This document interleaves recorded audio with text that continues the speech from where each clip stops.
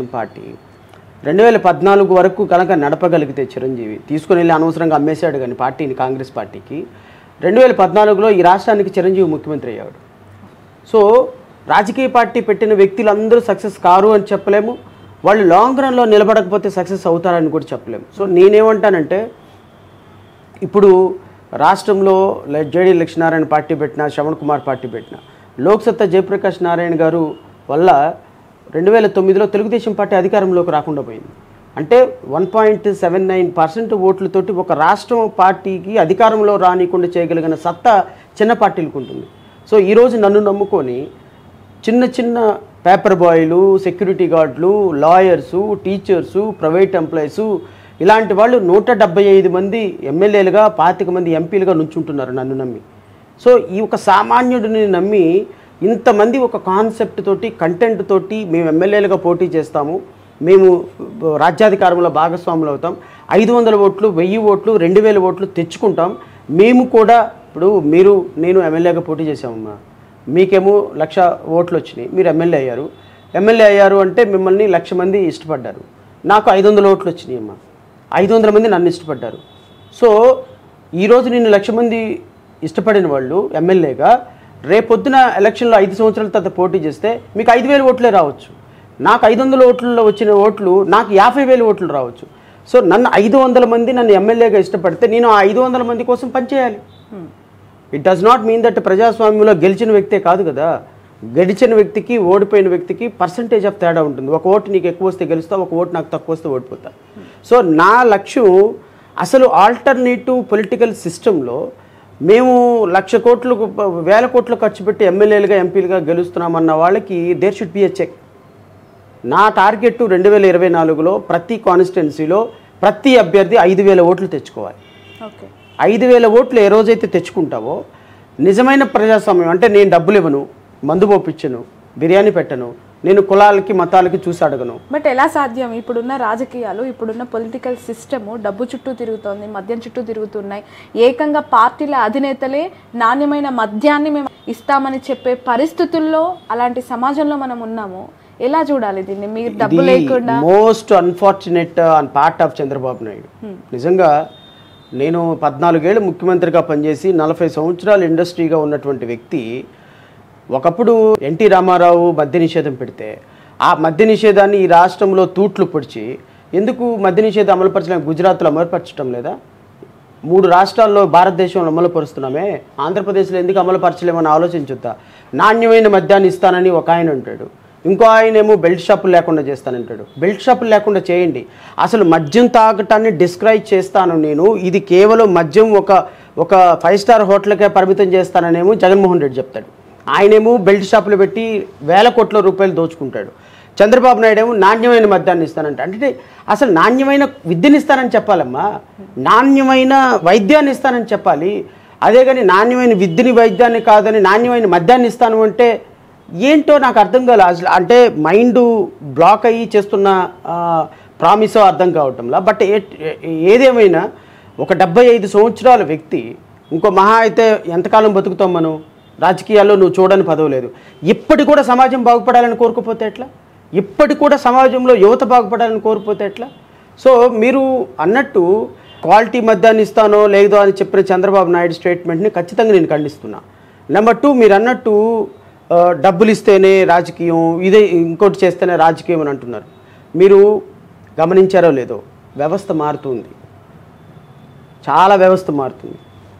మీరు ఒకప్పుడు సినిమా తీయాలి అంటే, ఒక సినిమా తీసి రిలీజ్ చేయాలి అంటే ఒక డైరెక్టరు, నిర్మాత, అతనికి సభ్యత్వం, అతను ఏ క్యాస్టు, అతను ఏ రికమెండేషన్తో వచ్చాడు, పలానా డైరెక్టరు పలానా నిర్మాత అతను రికమెండ్ చేశాడా లేదా, అతను రికమెండ్ చేస్తేనే సినిమా తీయాలా లేదా అనేటువంటి 100 బ్యారికేడ్స్ దాటుకున్న తర్వాత ఒక మూవీ రిలీజ్ చేయాల్సి వస్తుంది.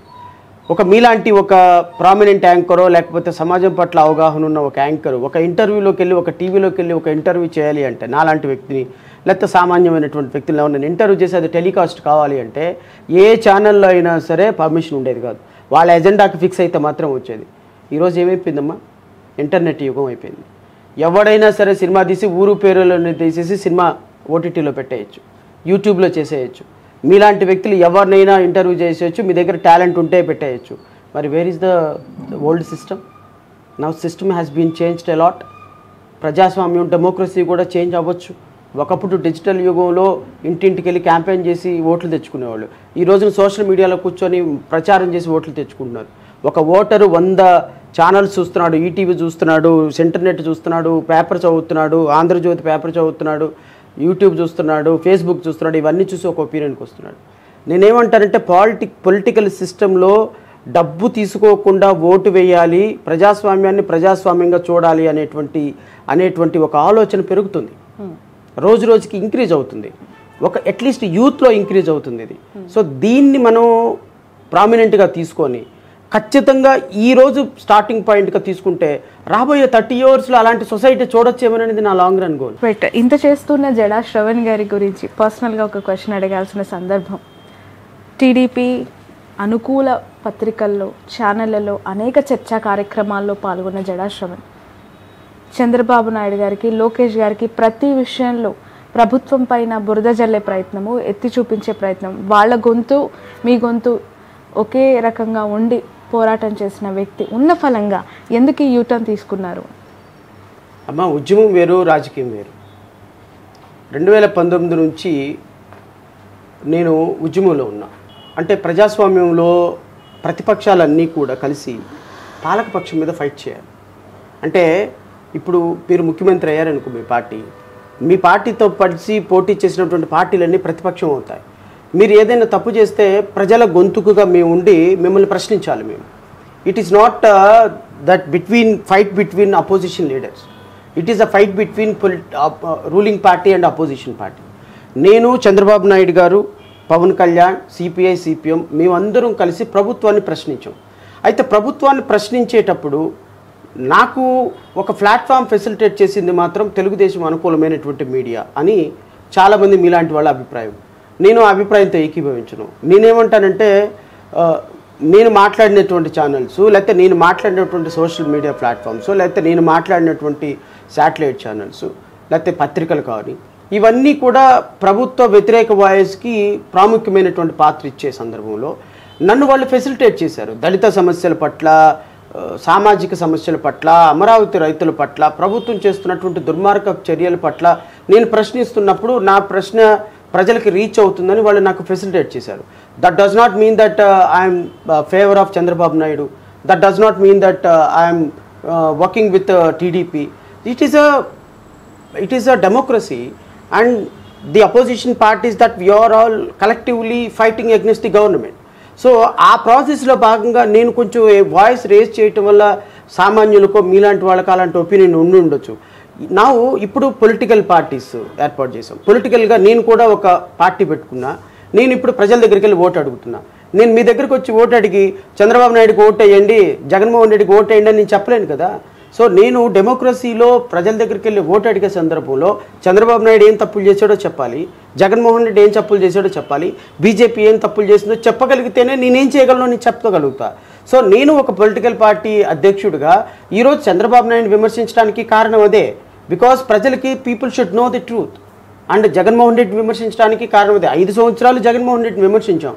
కనీసం ఈ 3 నెలలైనా చంద్రబాబు నాయుడు చేసిన చెప్తేనే కదా ప్రజలు నాకు ఓటేస్తారు. So it is all about democracy. నేను డెమోక్రటిక్ ప్రాసెస్లో చాలా కీన్గా అబ్జర్వ్ చేసే వ్యక్తిని కాబట్టి సో ఖచ్చితంగా నేను ఏ ఇంటెన్షనల్తోనో లేకపోతే ఎవరి సపోర్ట్తోనో ప్రజల దగ్గరికి వెళ్ళటంలా. బట్ ఇప్పుడు మీ మీద అలాంటి ఒక అలిగేషన్, అలాంటి ఒక బురద జల్లే ప్రయత్నం అవ్వచ్చు. మీరు చంద్రబాబు నాయుడు గారికి అనుసరణలో పార్టీ పెట్టారని, లోకేష్ గారిని కాపాడడం కోసమే అక్కడ ఓట్ని స్ప్లిట్ చేయటానికే మీరు పోటీ చేస్తున్నారు మంగళగిరిలో అని చెప్పి ఒక ఆరోపణ మీ పైన ఉంది. అంటే మీరే అంటున్నారు ఆరోపణని. ఆరోపణ వేరు, వాస్తవం వేరు. నేను ఆన్ మీడియా చెప్పలేను కదా నాకు ఓటేయండి లేదంటే జగన్కి ఓటేయండి అని. చంద్రబాబు నాయుడుకి, నారా లోకేష్కి, టీడీపీకి, ఎన్డీఏ అలయన్స్కి ఓటు మాత్రం వేయొద్దు. వీళ్ళకి తప్ప ఎవరికి ఓటేసినా ఐ డోంట్ మైండ్. ఎందుకో చెప్పనా, ఒక గుడ్డి కంటే మెల్ల బెటర్ అని. భారతీయ జనతా పార్టీ ఈ రాష్ట్రానికి చేసిన అన్యాయం అయిన ఇంత దుర్మార్గకరమైనటువంటి అంశంలో మీరు భారతీయ జనతా పార్టీతో కూడినటువంటి తెలుగుదేశం, జనసేనకి ఓటు వేసే కంటే ఒక విధంగా చాలా far better compare to Bharatiya Janata Party Jaganmohan Reddy. So నేను మీ మీడియా ద్వారా రాష్ట్ర ప్రజలకు చెప్తున్నా, ఇది ఎవరు నారా లోకేష్ని సేవ్ చేయడానికి లేకపోతే చంద్రబాబు నాయుడిని ఫేవర్ చేయడానికి అక్కడ ఓట్లు చీల్చడానికి